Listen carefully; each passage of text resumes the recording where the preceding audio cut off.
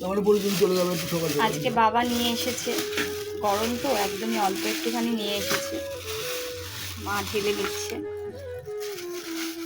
ভালো এনেছে, এর দোকান থেকে আনলে না ভালো দেয়, যাই বলো তাই বলো। সবাই ঘাড়িটা ভেঙেছে খেয়েছে। খুবই ভালো দেয়, বলে লাভ নেই।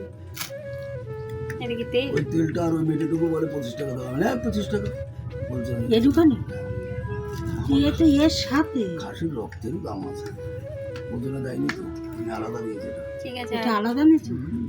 পয়সা দিইনি, এটা এমনি দিয়েছে, এটা যেটা আমি দেয়। দেয় না, এটা দিয়েছে। আর এইটা বাবা নিয়ে এসছে, এটা দিয়েছে এইটা কত করে? 25 টাকা সহ বলছে। 25 টাকা শত বেশি বাবা, ওদিকে তো 20 টাকা শো না। 250 টাকা 25 টাকা।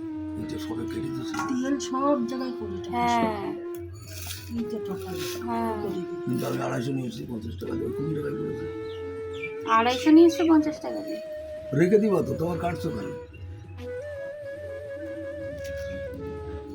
তেলটা মা ভাজবে আজকে।